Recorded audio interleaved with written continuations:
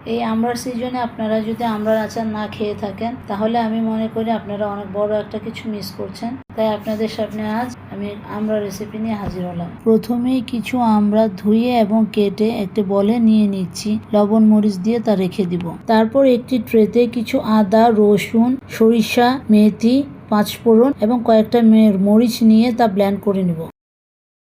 তারপর চুলায় একটি প্যান বসিয়ে তাতে কিছু পরিমাণ সরিষার তেল দিয়ে তেজপাতা, এলাচি, দারচিনি এবং কয়েকটা রসুন কোয়া দিয়ে ভালোভাবে ভেজে নিতে হবে। সাথে 1 চামচ কালো জিরা দিয়ে নিতে হবে, কয়েকটা মরিচও দিয়ে নিতে হবে। তারপর আমি ওই ব্লেন্ড করা মশলাটি ঢেলে দিব।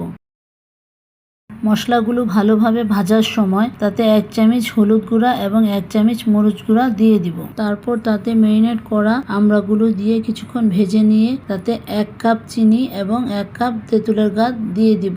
দিয়ে বেশ খানিকটা পানি দিয়ে তাতে রাঁধুনি গুঁড়া এবং আমার হোমমেড তৈরি মশলা, মাংসের মশলা দিয়ে দিব। আপনারা চাইলে এই মাংসের মশলাটা দিতেও পারেন, আবার নাও দিতে পারেন। এরপর আমড়াটা যখন সিদ্ধ হয়ে আসবে এবং এর পানিটা যখন অনেকটা শুকিয়ে আসবে তখন আমি তাতে কিছুটা বিট লবণ এবং 1 চা চামচ ভিনেগার দিয়ে দিব। এতে আমড়ার আচারটি দীর্ঘদিন ভালো থাকবে।